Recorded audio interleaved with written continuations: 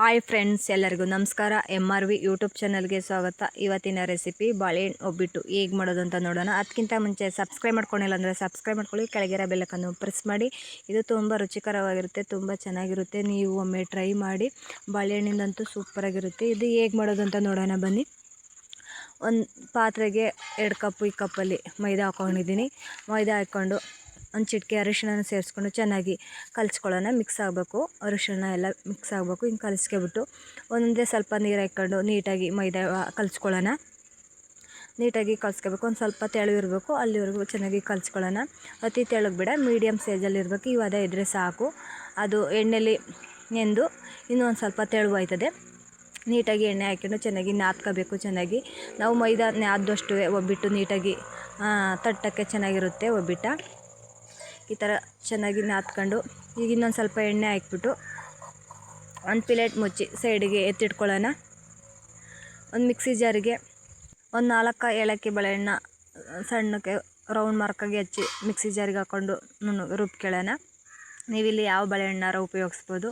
ಒಂದು stove on ಮಾಡಿಬಿಟ್ಟು stove ಮೇಲೆ ಒಂದು ಪಾತ್ರೆ ಇಟ್ಟು ಪಾತ್ರೆ ಬಿಸಿ ಆದಮೇಲೆ ರವೆ ಹಾಕ್ಕೊಂಡಿದ್ದೀನಿ, ಉಪ್ಪಿನ ರವೆ. ನೀವು ಸಣ್ಣ ರವೆನಾರು ಉಪಯೋಗಿಸ್ಕೋಬೋದು. ಚೆನ್ನಾಗಿ ಇದು ಫ್ರೈ ಮಾಡ್ಕೊಳ್ಳೋಣ, ಚೆನ್ನಾಗಿ ಹುರ್ಕೋಬೇಕು. ಇದು ಹುರಿದಿದ್ದಾಗಿದೆ. ಇವಾಗ ರುಬ್ಕೊಂಡಿರೋ ಬಾಳೆಹಣ್ಣು ಸೇರಿಸ್ಕೊಂಡು ಚೆನ್ನಾಗಿ ಮಿಕ್ಸ್ ಮಾಡ್ಕೊಳ್ಳೋಣ. ಚೆನ್ನಾಗಿ ಮಿಕ್ಸ್ ಮಾಡ್ಕೊಂಡಿದ್ದು ಒಂದು ಕಪ್ಪು ಕೊಬ್ಬರಿ ತುರಿನೂ ಪುಡಿ ಮಡಿಕೊಂಡಿದ್ದೆ, ಅದನ್ನು ಸೇರಿಸ್ಕೊತಾ ಇದ್ದೀನಿ. ಇಲ್ಲಿ 1.5 ಕಪ್ಪು ಬೆಲ್ಲ ಹಾಕೋತಾ ಇದ್ದೀನಿ. ನಾನು ಇಲ್ಲಿ ಆರ್ಗಾನಿಕ್ ಬೆಲ್ಲ ಸೇರಿಸ್ಕೊಂಡಿದ್ದೀನಿ. ನಿಮ್ಮಲ್ಲಿ ಯಾವ ಬೆಲ್ಲ ಇದೆ ಆ ಬೆಲ್ಲ ಸೇರಿಸ್ಕೊಳ್ಳಿ. ಚೆನ್ನಾಗಿ ಮಿಕ್ಸ್ ಮಾಡ್ಕೊಳ್ಳೋಣ.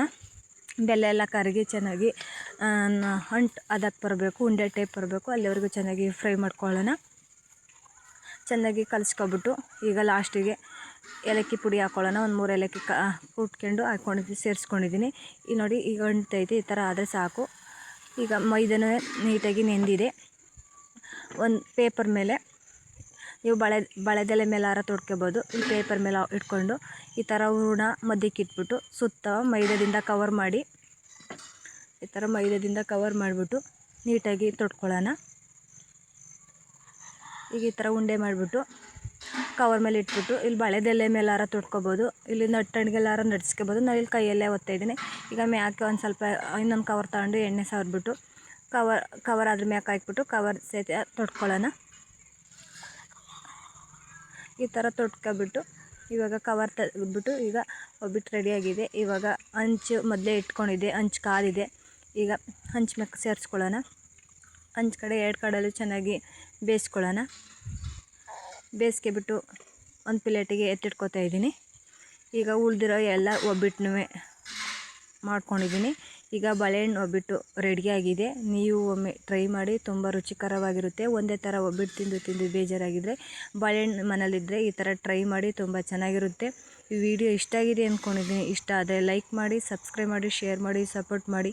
ಮತ್ತೊಂದು ವಿಡಿಯೋ ಜೊತೆ ಸಿಗೋಣ. Bye bye, take care.